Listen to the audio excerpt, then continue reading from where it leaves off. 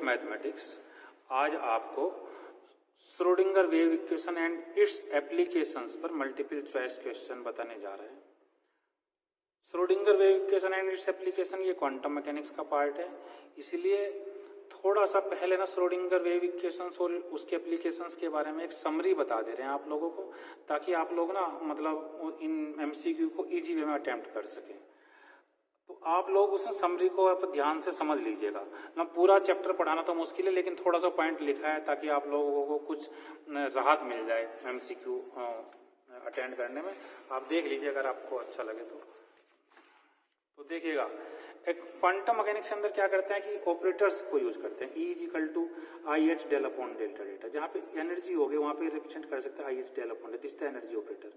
Momentum is equal to P is equal to, this is the momentum minus के I H del. P is equal to P X is equal to, देखिएगा अब वो one direction की बात कर रहा है, ये 3 डायमेंशंस में लिख रखा है। देखिएगा ये यहाँ पे मैं आपको बताऊं कि ये 3 डायमेंशंस में है। ये किस में है? 3 डायमेंशंस में। वन डायमेंशन में जब ऐसे आप लिखेंगे P X is equal to minus के I H del upon del x, P Y में लिखेंगे देखिए डेल अपॉन डेल वाई हो जाएगा। पी जेड में जब लिखेंगे माइनस के I H del upon del z हो जाएगा। पी इजिकल टू माइनस के आई एच डेल्टा, 3 डायमेंशन में है। 7वां पॉइंट, इसमें प्रोबेबिलिटी कैसे निकालते हैं क्वांटम मैकेनिक्स में। मान लीजिए 2 पॉइंट x1 और x2, तो x1 x2 size the wave function psi का स्क्वायर d2, या आप इसे ऐसे भी लिख सकते हैं। अगर मान लीजिए वैसा वेव फंक्शन है, कॉम्प्लेक्स दिया हुआ है की पावर आई एक्स टाइप, तो p इजिकल टू, p का मतलब probability density, x1 x2 Sai star d2, ठीक है। Expectation value, this is the estimate value. इसमें क्या करते हैं मैम, एक्सपेक्टेशन वैल्यू निकालने के लिए हम क्या करते हैं कि एक्सपेक्टेशन, दिस इज द, ये जो निशान है ये एक्सपेक्टेशन वैल्यू का निशान है। तो जैसे पोजीशन का एक्सपेक्टेशन वैल्यू निकालना है, integral psi star x into psi into d x. Momentum का निकालना p x psi star p x into psi into d x. P x क्या हो जाएगा? माइनस के I H del upon del x. P x की value आप put कर देंगे, ये आ जाएगा। ऐसे पी वाई क्या हो जाएगा? माइनस के I H del upon del y this. P z क्या हो जाएगा? साई स्टार माइनस के I H del upon del z into psi into d z. They are the expectation value of position, this is the expectation value of position, और they are the expectation value of momentum in different directions, momentum, ठीक है। अब देखिएगा थोड़ा सा ना Schrodinger equations को आप समझने की कोशिश कीजिए, वो ना यहीं से आपको मिल जाएगी। टोटल एनर्जी क्या होती है? Kinetic energy plus potential energy. Kinetic energy क्या हो जाएगी? पी स्क्वायर अपॉन 2m, वो आपको बता रखा है मैंने कि कैसे लिख सकते हैं ना पी स्क्वायर 2m को, तो 1/2m v स्क्वायर। तो इसे क्या करते हैं, 1/2m की मल्टीप्लाई ऊपर नीचे कर दीजिएगा, m v का होल स्क्वायर अपॉन m, तो m भी मोमेंटम है, p square upon 2m, this is the kinetic energy, ठीक है। तो देखिएगा यहाँ काइनेटिक एनर्जी की जगह हम direct p square upon 2m use word use कर रहे हैं अपॉन v साई। तो p square is equal to minus के h का स्क्वायर डेल्टा का square, p is equal to minus के आई एच डेल्टा, ये देखिएगा यहाँ से आया ये, ठीक है ना। e is equal to i H del upon delta t, ये सब वैल्यू इसमें पुट करनी पड़ेगी। और पी एक्स का स्क्वायर इक्वल टू माइनस के एच का स्क्वायर डेल्टा का स्क्वायर अपॉन डेल्टा एक्स का स्क्वायर, ये सोल्व करके निकालना पड़ता है एक वेव फंक्शंस करके, वो तो खैर यहाँ पॉसिबल नहीं है, इसलिए मैं आपको एक समरी के तौर पे दे रहा हूँ। देखिए जैसे आप पी स्क्वायर रखेंगे वो आप 3 डायमेंशन शब्द यूज करेंगे, ये कैसे किस में है? 3 डायमेंशन में, और ये किस में है? 1 डायमेंशन में, 1 डायमेंशन में। Time independent Schrodinger equation E psi is equal to minus के एच का square upon T M delta का square psi plus we psi. Time dependent Schrodinger equation E psi is equal to P square upon 2m psi plus we psi I H del psi upon delta psi. अब देखिएगा आप यहाँ पे, देखिएगा आप आराम से, यहाँ पे मैं वर्ड यूज कर रहा हूँ टाइम इंडिपेंडेंट श्रोडिंगर इक्वेशन। देखिएगा यहाँ पे ई की वैल्यू नहीं पुट करनी है, सिर्फ आपको एच के पी की वैल्यू पुट करनी है। यहाँ पे देखिएगा इस वाली इक्वेशन के अंदर सारी वैल्यू पुट करनी है, ये देखिएगा यहाँ ये, this is the important question जहां पे मेरे ये पेन रखा है। तो देखिएगा ई साई पी की जगह क्या रखना है? पी स्क्वायर की जगह माइनस के एच का स्क्वायर डेल्टा का स्क्वायर, माइनस के एच का स्क्वायर अपॉन 2m डेल्टा का square psi plus we psi, this is the Schrodinger time independent equation. देखिएगा आप इसे समझ लीजिएगा, आप इसमें कुछ नहीं करना है, इसमें आप ई की वैल्यू पुट नहीं करना, सिर्फ पी स्क्वायर की वैल्यू पुट करनी है, you will get time independent Schrodinger.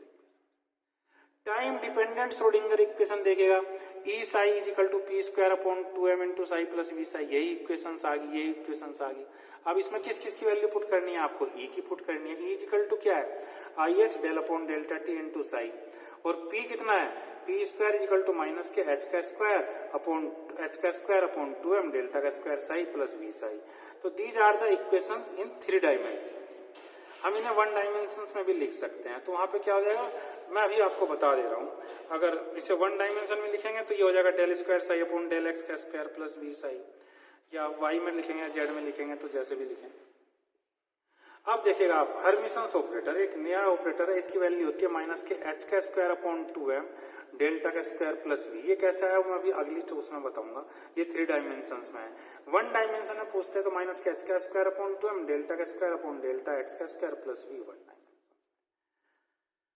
ठीक है, दोबारा मैं आपको ये लेके चल रहा हूँ ना, इसकी अनदर फॉर्म्स भी हो सकती हैं श्रोडिंगर टाइम इंडिपेंडेंट इक्वेशन की। देखिएगा E psi is equal to minus के एच का स्क्वायर अपॉन 2m डेल्टा का स्क्वायर प्लस वी साई। देखिएगा यही इधर चल रहा है, यही इधर चल रहा है।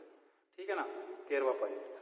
तो देखिएगा E psi is equal to H psi, ये क्या हो गया, इसे जो है ना, ये एच साई एच का स्क्वायर अपॉन 2m डेल्टा का स्क्वायर प्लस वी, ये मैं थोड़ा इधर लिख के दिखा दे रहा हूँ कैसा आएगा। देखिएगा E psi is equal to minus के एच क्रॉस का स्क्वायर। देखिएगा इसे एच कट भी बोलते हैं कुछ लोग, इसे एच क्रॉस भी बोलते हैं, वो आप देख लीजिए जो आपको कन्वीनियंट हो। 2m डेल्टा का square plus v into psi. तो देखिएगा this will be equal to h, ये देखिएगा this will be equal to h. E psi is equal to H psi, this is also a form of Schrodinger equation, this is a very important equation, E psi is equal to H psi. तो मैं आपसे ये कहना चाह रहा था, वहां पे ऑब्जेक्टिव टाइप क्वेश्चन है, मल्टीपल चॉइस क्वेश्चन में आपसे क्या पूछेगा कि E psi is equal to H psi भी पूछ सकता है, आपको वो ये भी दे सकता है, आपको वो ये भी दे सकता है, और उसका एक फॉर्म और मैं वो मैं अभी डिस्कस करूंगा। तो मेरा मतलब ये था, यहां से ये हर्मिसन ऑपरेटर आया, और E psi is equal to H psi, इसे इसलिए Schrodinger time independent, this is the time independent. देखिएगा टाइम इंडिपेंडेंट इक्वेशन को हम कैसे लिख सकते हैं, E psi is equal to H psi, H की वैल्यू ये है। ठीक है, तो ये आप रखिएगा। उसके बाद सेकंड पा देगा श्रोडिंगर टाइम इंडिपेंडेंट इक्वेशन, वही चल रहा है अभी। तो देखिएगा E psi is equal to minus के एच का डेल वी साई, वी उधर ले जाइएगा, E minus V psi is equal to this. तो ये 2m अपॉन एच का square E minus V psi is equal to minus K delta का square psi, delta का square psi plus 2m upon H का square E minus V into psi is equal to 0। तो देखिएगा this is the time independent Schrodinger equations in 3 dimension. देखिएगा this is the in 3 dimension, ये देखिएगा जहां पे मैं एरो बना रहा हूं। ठीक है ना, तो देखिएगा एक फॉर्म ये भी है। अब एमसीक्यू में आपको वो ये भी पूछ सकता है कि बताइएगा टाइम, ये वाला भी दे सकता है, लेकिन अगर वो फ्री पार्टिकल के लिए पूछ रहा है तो ये v 0 हो जाएगा। v क्या हो जाएगा, 0 हो जाएगा। मैंने ये देखे यहाँ पे लिखा है v इज इक्वल टू 0, ये देखेगा आप, इसे अच्छे से पढ़िएगा, v is equal to 0 for free particle. तो इस वाले केस में श्रोडिंगर इक्वेशंस क्या हो जाएगी, फ्री पार्टिकल के लिए। देखिएगा फ्री पार्टिकल के लिए, फ्री पार्टिकल के लिए जो है डेल्टा का square psi plus 2m upon H का square E into psi is equal to 0, क्योंकि v कितना है 0, तो ये v 0 हो जाएगा तो ये साई हो जाएगा। तो this is the for free particle, वो आपसे ये भी पूछ सकता है। ठीक है, अब देखिएगा, हाँ अभी श्रोडिंगर इक्वेशन पर थोड़ा और मैं आपको बता देता हूँ। तो देखिएगा अगर वो आपसे 1 डायमेंशन की बात करता है, 2 या 3 डायमेंशन की बात करता है, तो यहाँ क्या हो जाएगा, डेल्टा का square psi upon delta x का स्क्वायर। तो इसीलिए 1 डायमेंशन 3 डायमेंशन ये तो आप अपने आप ही कन्वर्ट लिख सकते हैं, लेकिन मैंने कोशिश करी है कि आप लोगों को फिर भी थोड़ा सा ये समरी देने के लिए।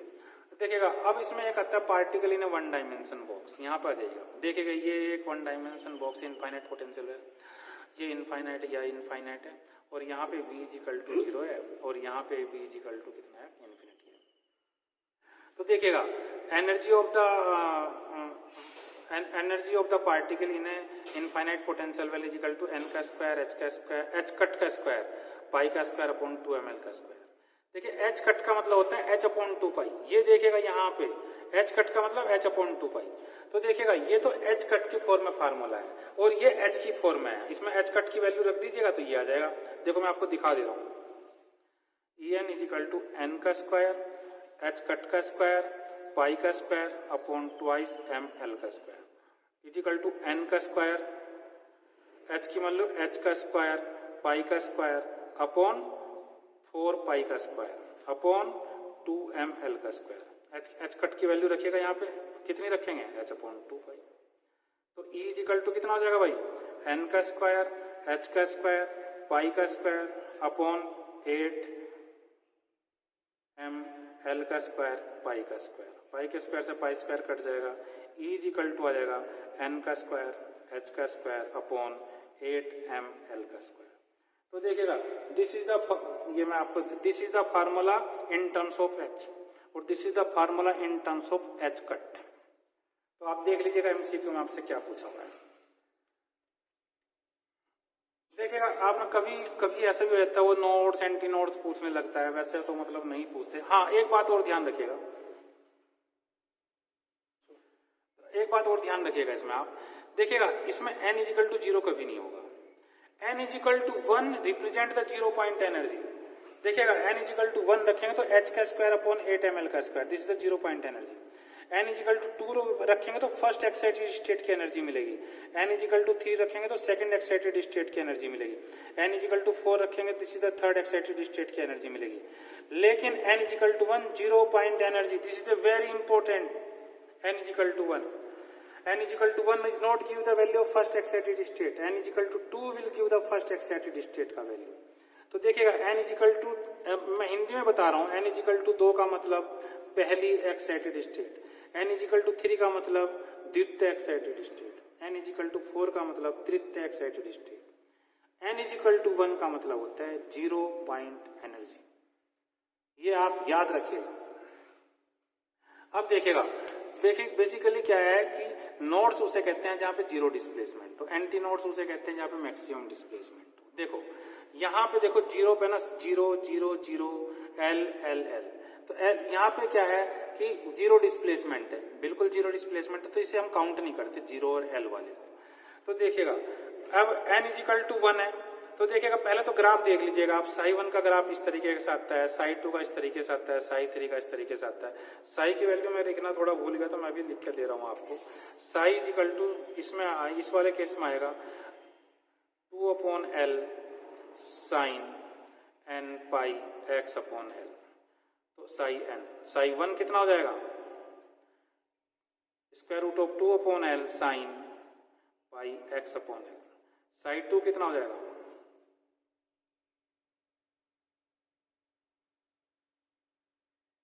n की वैल्यू 2 रखिएगा। तो साई 1 साई 2 साई 3 का मतलब ये है, यहाँ पे मैं आपको ये बताना चाह रहा था। ठीक है, अब देखिएगा आप n इजिकल टू 1 में देखिएगा, n इजिकल टू 1 में क्या है कि मैक्सिमम डिस्प्लेसमेंट यहाँ पे है L/2 में, तो मैक्सिमम डिस्प्लेसमेंट 1 है तो एंटी नोड कितना होगा, 1 होगा। देखिए ये देखिएगा एंटी नोड होगा, 0 और L वाला छोड़ दीजिएगा, 0 और L को छोड़ के काउंट करते हैं। एंटी नोड कितने होते हैं, n, और ये होते हैं n-1। तो देखिएगा n इजिकल टू 1 के केस में, n इजिकल टू 1 में नोड कितने हैं, n-1, तो 1 - 1 इजिकल टू 0, मैं लिख दे रहा हूं फिर भी यहाँ पे n-1, और नोड कितने होते हैं, n इजिकल टू 1 में 1 - 1 इजिकल टू 0, एंटी नोड कितने हो गए, 1। n इजिकल टू 2 में नोड कितने हो गए, 2 - 1 1, और एंटी नोड कितने हो गए, 2। n इजिकल टू 3 में 3 - 1 इजिकल टू 2, और एंटी नोड कितने हो गए, 3। ये एक्सेप्ट द बाउंड्रीज, ये बाउंड्री वाले छोड़ दिए क्योंकि ये कॉमन्स हैं, इसलिए काउंट भी नहीं करते, इसलिए मैंने लिखा है कि नोड्स n-1 होंगे, एंटी नोड्स कितने होंगे, n होंगे। तो n इजिकल टू 1 में मैक्सिमम डिस्प्लेसमेंट कहाँ पे, एक जगह हो रहा है, तो एंटी नोड कितना हो गया, 1 maximum displacement. n equal to 2 में देखिएगा, n इजिकल टू 2 ये देखिएगा, ये लिखा है मैंने n equal to 2। n equal to 2 में देखिएगा मैक्सिमम डिस्प्लेसमेंट एक तो यहाँ पे है, एक यहाँ पे, दो जगह मैक्सिमम डिस्प्लेसमेंट है, एंटी नोड कितना होंगे, 2। और जीरो डिस्प्लेसमेंट कहाँ पे है, देखिएगा यहाँ पे जीरो डिस्प्लेसमेंट है जहाँ पे मेरा पेन है, तो कितना n equal to 2 zero displacement कितनी जगह है, एक जगह है, तो देखिएगा n इजिकल टू 1 हो गया। n इजिकल टू 3 में जाइएगा, मैक्सिमम डिस्प्लेसमेंट कहाँ है, 1 2 3, तो मैक्सिमम डिस्प्लेसमेंट क्या हो गया, एंटी नोड मैक्सिमम 3, और जीरो डिस्प्लेसमेंट कहाँ है, 1 2, n नोड है। तो इसलिए मैंने आपको याद करने की जगह बता दिया, n equal to 1 2 3। n equal to 1 का मतलब 0 point energy, n equal to 2 का मतलब first excited state, n equal to 1 का मतलब वो ग्राउंड स्टेट की बात कर रहा है, n इजिकल टू 2 का मतलब वो फर्स्ट एक्साइटेड स्टेट की बात कर रहा है, n इजिकल टू 3 का मतलब n इजिकल टू मतलब थर्ड एक्साइटेड स्टेट की बात कर रहा है, ठीक है ना। नोड एंटी नोड समझाने की मैंने कोशिश करी है आपको। हाँ, इसमें एक चीज और है, देखिएगा ये psi m into n d tau, अगर इसे क्रॉनिकल डेल्टा बोलते हैं, ठीक है ना, delta m n equal to 1, अगर m equal to n, m और n एक सेम स्टेट में है तो इसकी वैल्यू क्या होगी 1, अगर ये सेम स्टेट में नहीं है तो इसकी वैल्यू क्या होगी 0। देखो normalization psi star psi into d tau is equal to n क्या है, नॉर्मलाइजेशन फैक्टर है, n इजिकल टू नॉर्मलाइजेशन, ठीक है। तो n की वैल्यू कितनी होगी 1, माइनस क्या इन्फिनिटी से अपन infinity psi star psi D tau is equal to 1, this is the normalization condition. वो आपसे पूछे what is the normalization condition, तो ये भी लिख सकते हो आप, माइनस इन्फिनिटी से plus infinity psi square D tau is equal to 1, ये भी लिख सकते हो आप, ये भी लिख सकते हो आप। वो अगर कॉम्प्लेक्स है तो ये यूज होगा, वो रियल है तो आप ये यूज कर सकते हैं, ठीक है नहीं। तो this is the normalization conditions. देखिएगा अभी मैं इसे बताने से पहले मैं आपको 20 बता रहा हूँ orthogonal, this is a very important property orthogonal. ये देखिएगा, ये वहां पूछेगा what is the orthogonal, two wave function will be orthogonal if psi M x psi N x D x is equal to 0, this is the orthogonal property. ये आप याद कर लीजिएगा, ऑर्थोगोनल का मतलब psi M x psi N x D x is equal to 0, normalization का मतलब psi star psi into d tau is equal to, d tau का मतलब डीवी भी आ सकता है, 1 डायमेंशन में लेंगे तो आप डीएक्स भी लिख सकते हैं, ठीक है ना। तो ये आप देख लीजिएगा, तो this is the orthogonal normalization condition, ये आप रख लिया।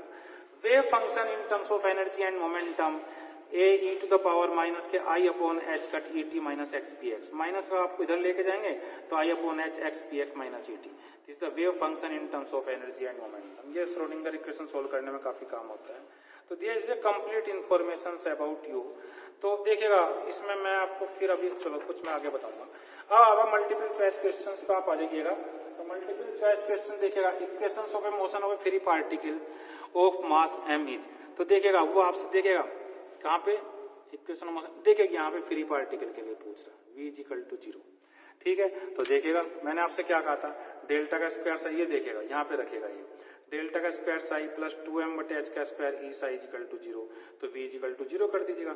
तो डेल्टा का ये हाँ, तो देखिएगा v इजिकल टू आप 0 रखेंगे तो डेल्टा का square psi 2m upon h का square e psi equal to 0, तो b is the right answer, b is the right answer. तो देखिएगा यहाँ पे e माइनस वी भी दे रखा है, ये गलत आंसर है क्योंकि वो फ्री पार्टिकल के लिए पूछ रहा है और ये तो है ही गलत इसमें। तो देखिए यहाँ पे उसने आई ये टाइम इंडिपेंडेंट टाइम डिपेंडेंट दे रहा है, ये भी गलत है और ये भी गलत है, ठीक है। Which of the wrong statement for the wave functions, psi present a probability density, which is the wrong statement. अच्छा रॉन्ग स्टेटमेंट कौन सा है, देखिए it must be finite everywhere, this is ये ठीक है। It must be single valued at a point, it psi represent the probability density, it need not be continuous across the boundary, need not to be, ये continuous होना चाहिए, finite भी होना चाहिए across the boundary. तो this is the c is the wrong statement, ठीक है।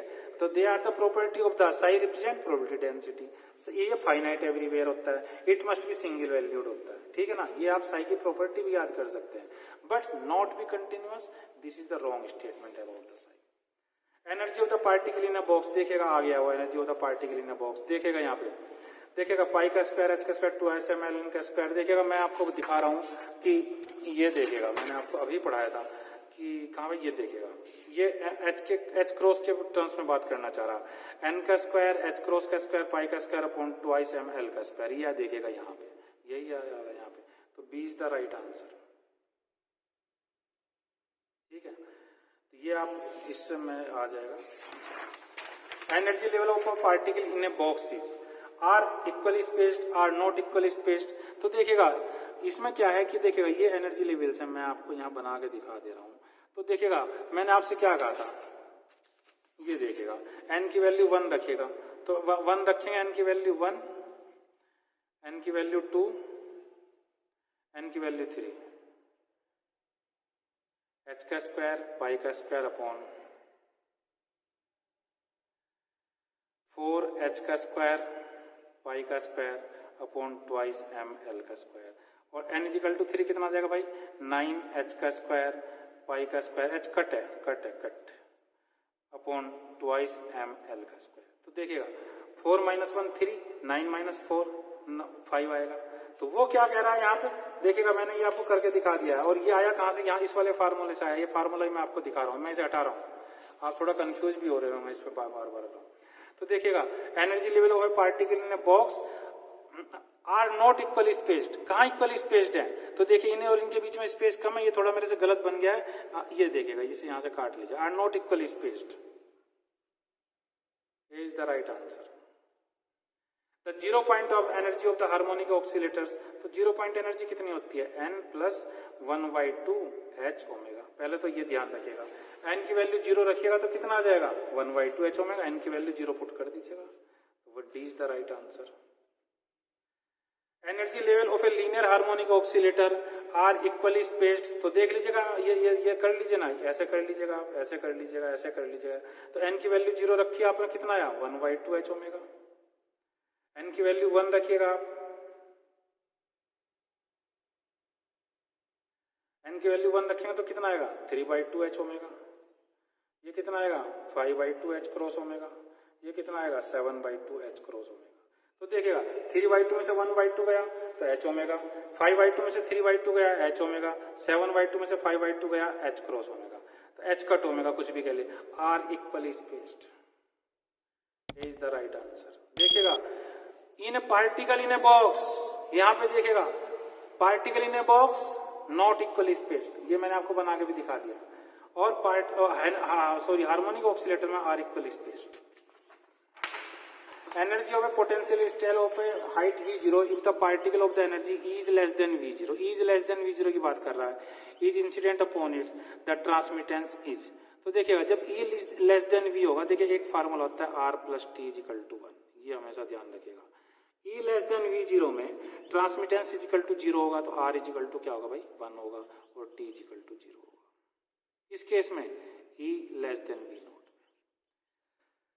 For a linear harmonic oscillator in the ground state 0, ये D is the right answer. देखिए this is a very good question, ये आप याद रखिए, कई बार क्वेश्चन पूछा भी जा चुका है। In ground state probability of finding the particle outside the classical limit, देखिएगा आप आउटसाइड द क्लासिकल लिमिट होती है 16%, is the right answer. Outside the classical limit, देखिएगा अभी वो इनसाइड द क्लासिकल लिमिट इस क्वेश्चन में करेगा, तो 100 - 16 84%, सी इज द राइट आंसर। बिल्कुल for the above case the probability of finding inside the classical limit, harmonic oscillator की बात ही कर रहा है। इनसाइड का मतलब 100 - 16 कर लीजिएगा 84 आएगा। इनसाइड का मतलब 84%, आउटसाइड का मतलब कहां लिखा हुआ है, आउटसाइड का मतलब 16%। Minimum energy of electron in a box of A 1 angstrom, देखो भाई ये अभी फार्मूला मैंने आपको पढ़ाया था, En = क्या पढ़ाया था मैंने, n का स्क्वायर।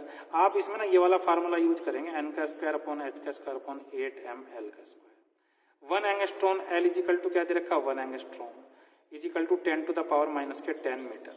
ठीक है भाई, अब n की वैल्यू कितना है, मिनिमम एनर्जी पूछ रहा है। देखिएगा मिनिमम एनर्जी, जिसका मतलब 0 पॉइंट एनर्जी, तो इसका मतलब n = 1 इंटू h की वैल्यू कितनी होती है, आप पुट कर लिए 6.6 × 10⁻34 का होल स्क्वायर, सॉरी ये मैं h का स्क्वायर अपॉन 8 इंटू m कितना है, मास ऑफ द इलेक्ट्रॉन। देखिएगा मास कितना हो जाएगा 9.1 × 10⁻31। मैं आपको करके भी दिखा दे रहा हूँ, कभी आप कंफ्यूज रहे। तो देखिएगा E = h का स्क्वायर अपॉन 8ml का स्क्वायर, क्योंकि n = हो गया 1।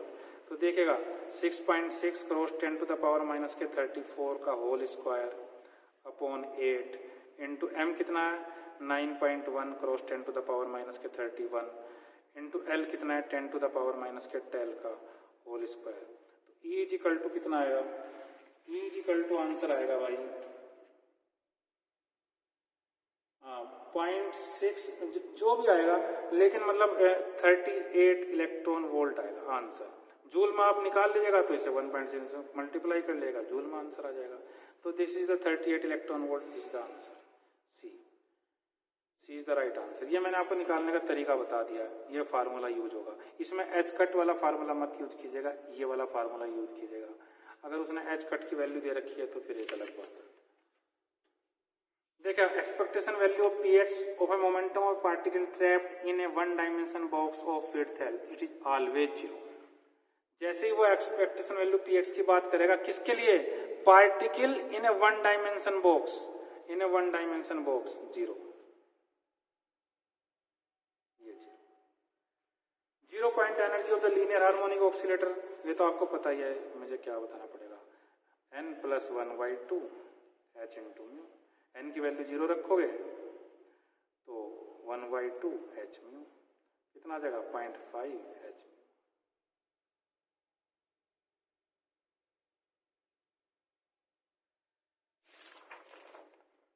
Schrodinger equation can be written as, देखिएगा मैंने आपसे कहा था कि H psi equal to H psi भी लिख सकते हैं। मैंने आपसे कहा था ना कि H psi minus K E psi is equal to 0, H psi is equal to psi. थोड़ा ये इसने साई को सही नहीं बनाया तो आप थोड़ा सही कर लीजिएगा।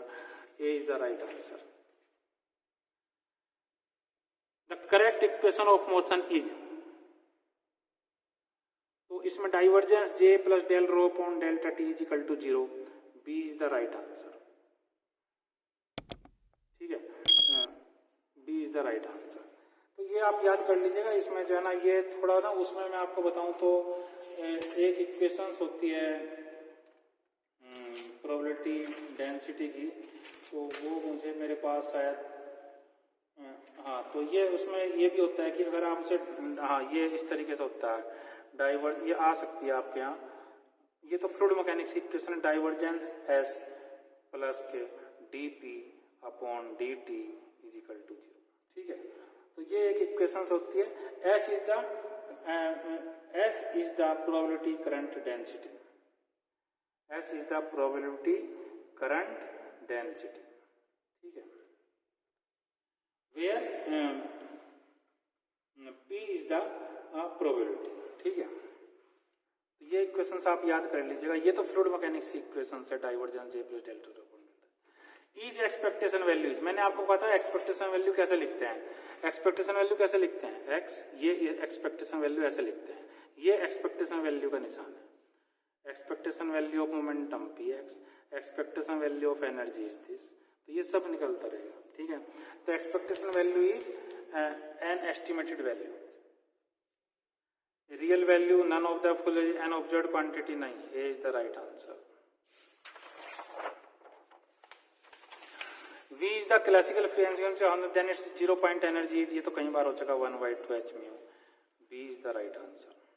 Value of energy for which the Schrodinger equations can be solved, तो वैल्यू ऑफ एनर्जी तो क्या निकालते हैं? E निकाला ना आपने, एनर्जी निकाली, एनर्जी को कहते हैं eigen value. This is the B।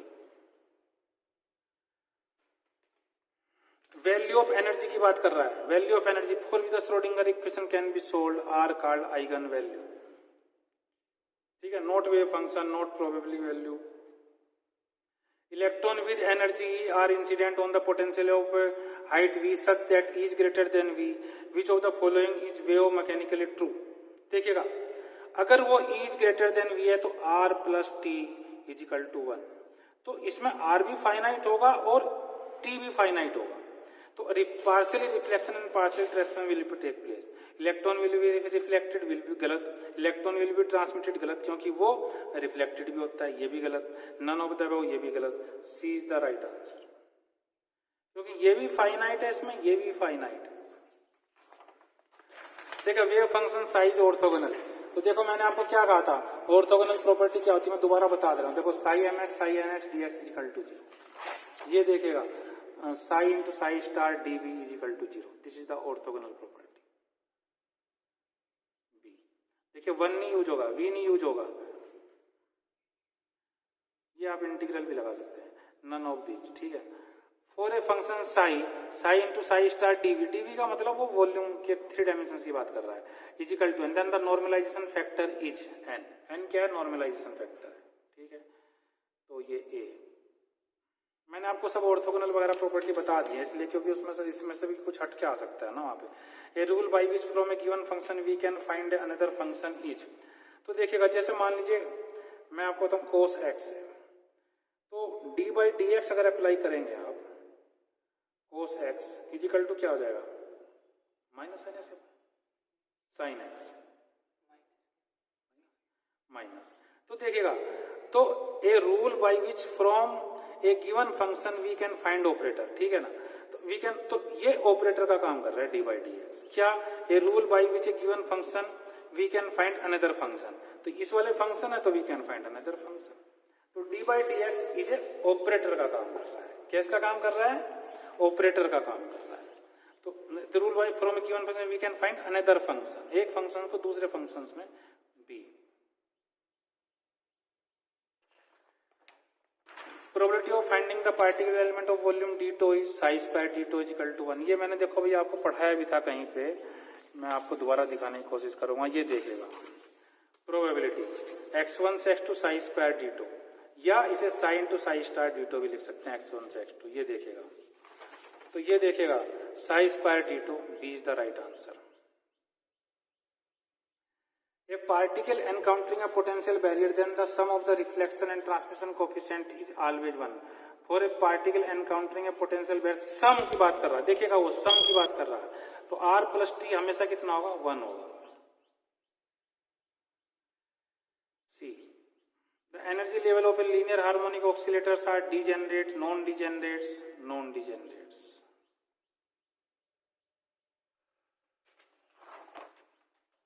ये देखिए quantum mechanically form of A total energy operator of a particle moving in x direction. देखिए वो यहाँ पे एक्स डायरेक्शन दे रहा है, तो देखिएगा मैंने आपको क्या पढ़ाया था एच, ये देखिएगा माइनस के एच का स्क्वायर अपॉन 2m डेल्टा का square plus V, 3 dimension. 1 dimension में बात करेंगे आप, H is equal to Hermitian operator minus के एच का स्क्वायर अपॉन टीएम डेल्टा का स्क्वायर डेल्टा एक्स का स्क्वायर प्लस वी। तो यहाँ क्या पूछ रहा है आपसे, माइनस के एच क्रॉस का स्क्वायर अपॉन 2m डेल्टा का स्क्वायर अपॉन डेल्टा एक्स का स्क्वायर प्लस वी। ये देखिएगा आप इसमें ये